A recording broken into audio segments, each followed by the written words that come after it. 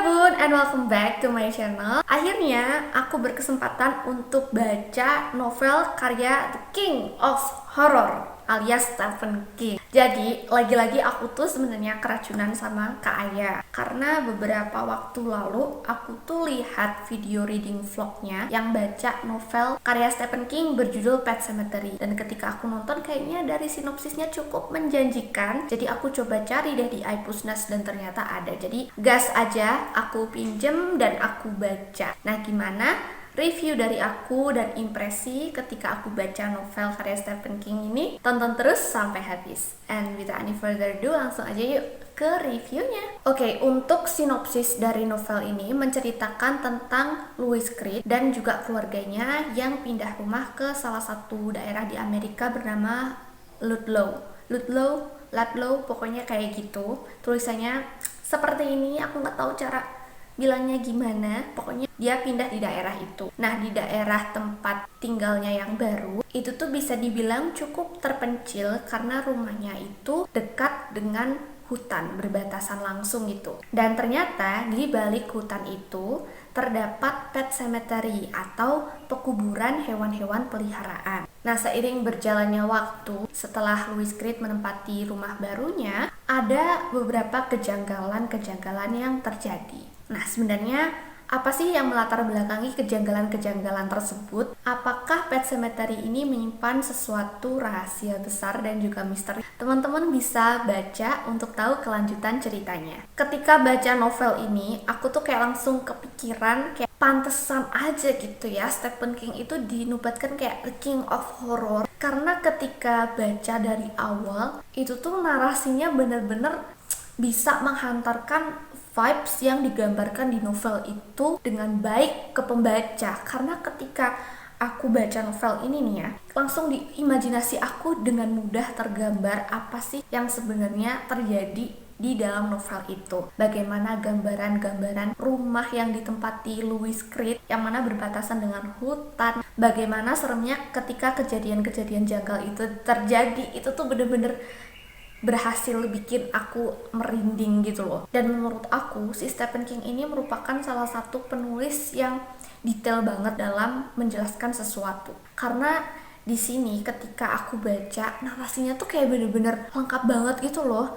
Cara dia mendeskripsikan suatu tempat, suatu kejadian itu gila sih, bener-bener lengkap, jelas banget. That's why karena novel ini cukup detail, maka alur di dalamnya pun nggak secepat itu. Mungkin untuk teman-teman yang belum terbiasa juga akan sedikit merasa bosan. Karena aku pun juga merasakan kebosanan itu, apalagi di pertengahan bagian novel ini. Terutama ketika ada adegan si Louis sama Judd Crandall, yaitu tetangganya si Louis di situ.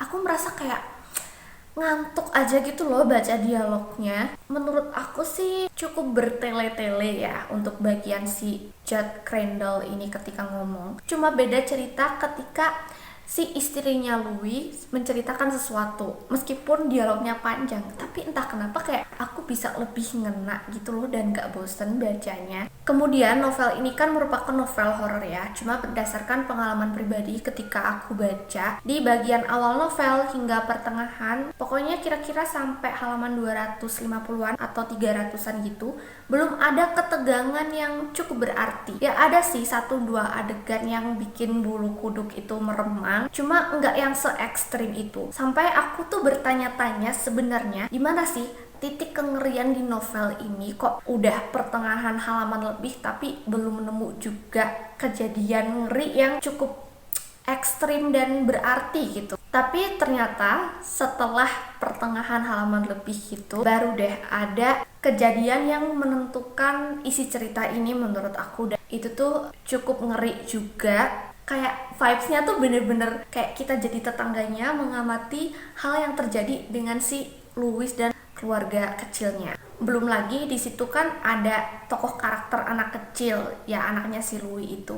Dan itu dialognya gila, ngeri banget sumpah. Dan ternyata di sini selain dibuat ngeri, aku tuh dibikin gregetan juga sama tingkahnya si Louis. Kayak oh my god, kenapa sih udah tahu endingnya bakal gitu tapi kok ya dilakuin gitu loh. Tapi di sini aku juga salut nih ketika si Louis ini mau melakukan sebuah tindakan yang bikin aku gregetan itu tadi. Si penulis ini juga menyertakan bagaimana pergulatan batin Louis, bagaimana si logikanya dia yang harus menghadapi keinginan hatinya, bagaimana kedua pikiran dalam Louis itu saling beradu.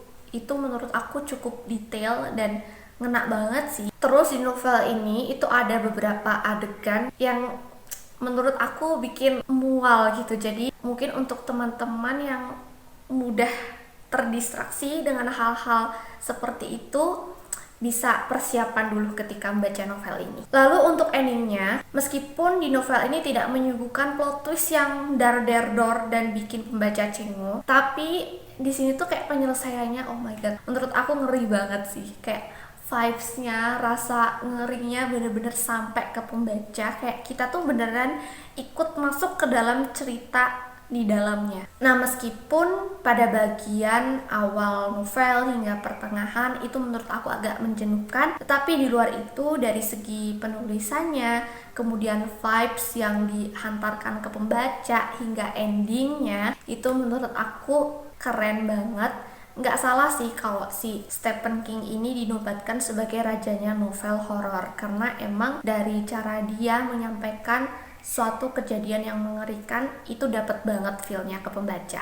Dan untuk novel Pet Sematary ini aku kasih rate 4 dari 5 bintang. Nah, gimana nih kesan kalian yang udah membaca novel Pet Sematary ini? Bisa komen di bawah. And I think that's all for today's video. Makasih banget untuk teman-teman yang sudah nonton sampai habis. Semoga video ini bermanfaat dan bisa menambah referensi bacaan kalian. Kalau kalian suka juga video-video seperti ini, jangan lupa untuk klik like-nya, subscribe untuk yang belum subscribe, dan nyalain lonceng notifikasinya supaya nggak ketinggalan video baru dari aku.